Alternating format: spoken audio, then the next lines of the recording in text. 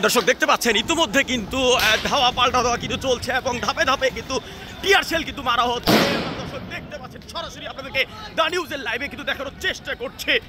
দর্শক দেখতে পাচ্ছেন যারা আসলে